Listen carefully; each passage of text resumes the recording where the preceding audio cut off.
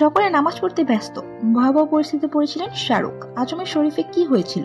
আজমের শরীফ দরগায় গিয়ে বিপাকে পড়েছিলেন শাহরুখ খান। বেশ কয়েক বছর আগের কথা। আইপিএল শুরুর আগে রাজস্থানে গিয়েছিলেন বলিউডের বাদশা।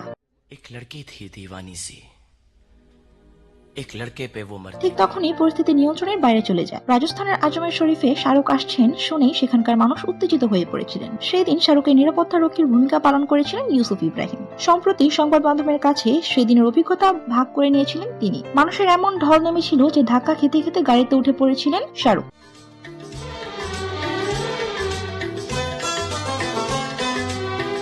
ইউসুফ বলেছেন, আইপিএল এর সময়ে আজমের শরীফ দরগায় যেতে চেয়েছিলেন শাহরুখ স্যার। আমরা পৌঁছানোর পরে বুঝলাম ভুল দিনে এসেছি। সেদিন ছিল শুক্রবার, সময় দুপুর 12:30, নামাজ পড়ার সময়। শুক্রবার অবশ্য 10:30 থেকে 15,000 মানুষের ভিড় থাকে সেখানে।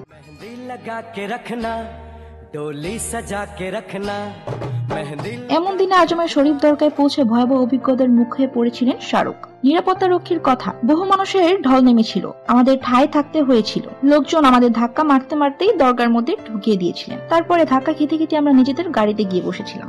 ভিড়ের মাঝে পড়লেও ঠান্ডা মাথা রেখেছিলেন শাহরুখ।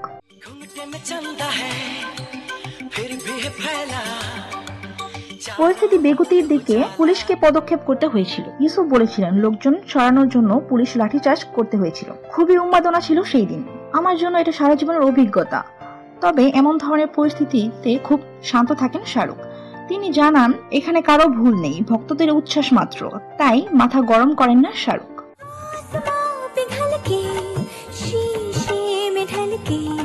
তানজিলা ইসলাম, SBS বাংলা।